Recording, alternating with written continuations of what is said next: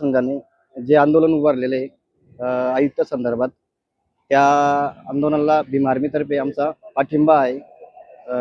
Railway स्टेशनचं जे अतिक्रमण चालू होतं त्या अतिक्रमणावर आयुक्त साहेबांनी जे आदेश काढले होते पाडण्याचे, त्या संदर्भात आम्ही आंदोलन केलं होतं। त्या बौद्धवासी जे शहीद झाले ते आयुक्तामुळेच शहीद झाले असं आमचं म्हणणं आहे। त्या आयुक्तावर मनुष्यवधाचा गुन्हा दाखल करण्यात यावा आणि कायदेशीर कारवाई करण्यात यावी, यासाठी आम्ही दक्ष पत्रकार संघच्या आंदोलनाला भीम आर्मीतर्फे पाठिंबा देतोय।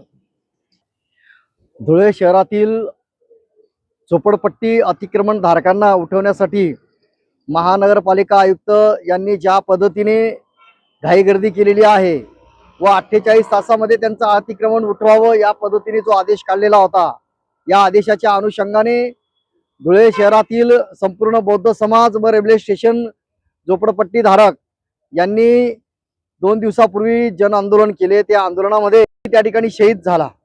या संदर्भामध्ये आयुक्तावर मनुष्यवधाचा गुन्हा दाखल करावा यासाठी दक्ष पत्रकार संघाने या ठिकाणी जन आंदोलन सुरू केलेलं आहे आणि त्याच माध्यमातून धुळे शहरामध्ये जे काही 108 जे धनदांडग्यांनी अतिक्रमण केलेलं आहे, लोकांना अधिकाऱ्यांना मॅनेज केलेला आहे, त्यांच्यावर देखील गुन्हा दाखल करावा यासाठी दक्ष पत्रकार संघाने मोठ्या प्रमाणामध्ये या ठिकाणी जन आंदोलन केलेलं आहे। त्या जन आंदोलनाला भीम आर्मीचे जे काही उप अध्यक्ष आहे महाराष्ट्राचे ते राहुल वाघ आणि त्याच पद्धतीने जिल्हा अध्यक्ष चव्हाण साहेब हे या ठिकाणी आलेले आहेत। त्याच पद्धतीने ॲडव्होकेट आयरे साहेब या ठिकाणी आलेले आहेत, त्यांनी या ठिकाणी पाठिंबा दर्शवलेला आहे। धन्यवाद।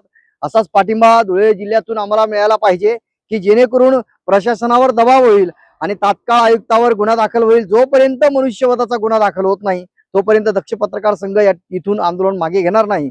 जर 3-4 दिवसामध्ये प्रशासनाने याची दखल घेतली नाही तर तदनंतर दक्ष पत्रकार संघाचं साखळी उपोषण होऊन आत्मदहनाचा देखील या ठिकाणी इशारा करण्यात